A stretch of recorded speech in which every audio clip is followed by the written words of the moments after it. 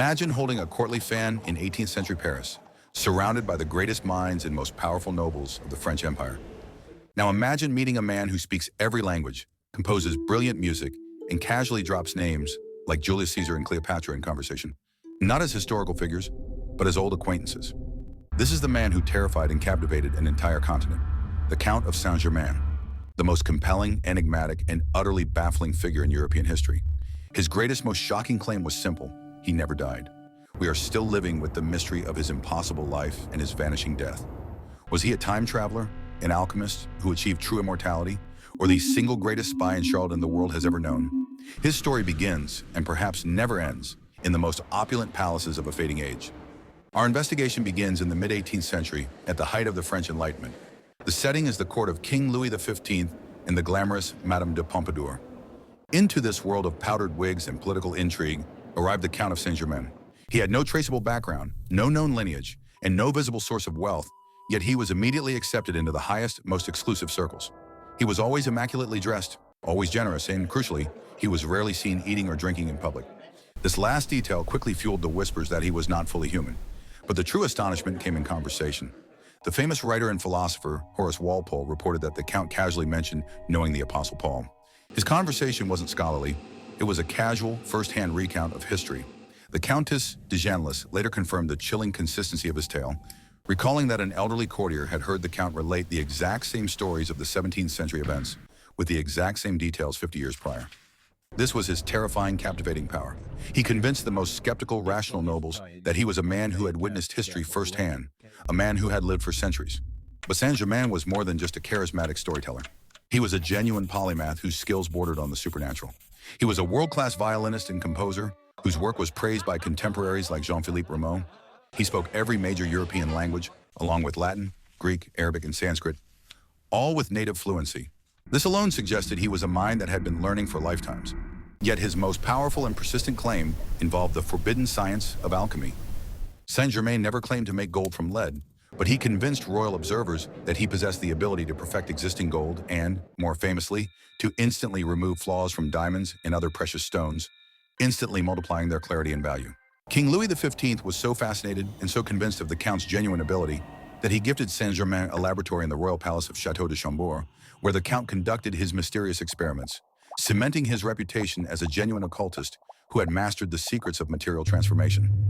The deeper we dig, the harder it becomes to find a foundation for this man. The most logical non-supernatural theory is that he was the son of Prince Francis Rákóczi II of Transylvania, an exiled royal whose impeccable lineage would explain his education and massive wealth. But for many, this truth is too small. Secret societies, including various Masonic and Rosicrucian orders, revered him as a grand master, claiming he was a genuine immortal or a secret spiritual founder of their ancient rites. The most chilling possibility, however, places him not in the realm of magic, but in the volatile world of espionage. Saint-Germain was repeatedly involved in sensitive political negotiations, most notably a secretive diplomatic mission to The Hague in 1760 on behalf of Louis XV.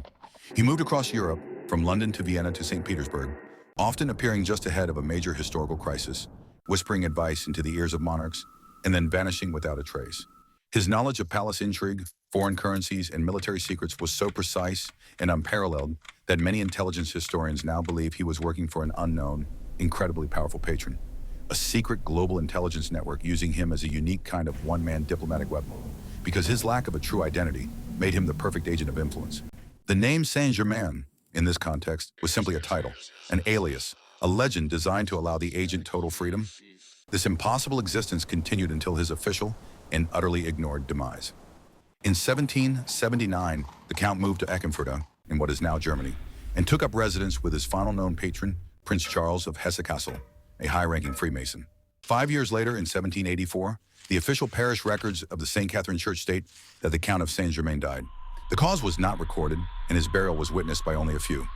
This is the moment the mystery goes from historical curiosity to full-blown immortal legend. Because here is the profound twist. His death was utterly disregarded by his contemporaries. Within a year of his documented burial, Saint-Germain was reported to have been seen after his death, specifically with the famous alchemist Alessandro Cagliostro. The accounts became more frequent and more astounding.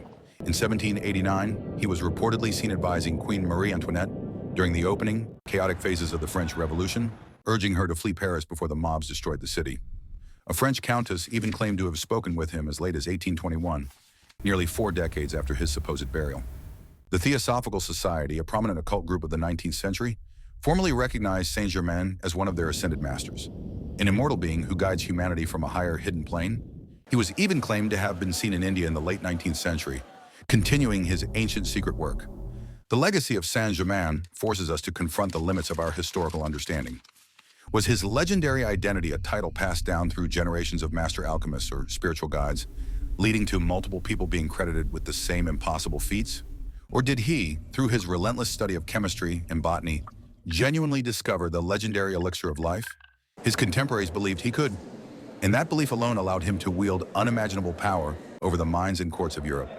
The Count of Saint-Germain remains the ultimate historical ghost, an eternal figure whose influence spans centuries, daring us to believe that immortality is not a fantasy, but a forgotten, terrible science.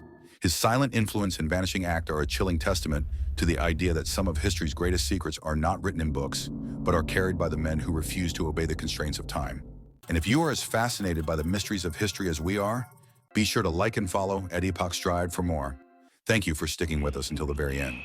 Tell us in the comments, if Saint Germain were alive today, what modern invention do you think he would be most fascinated by and why?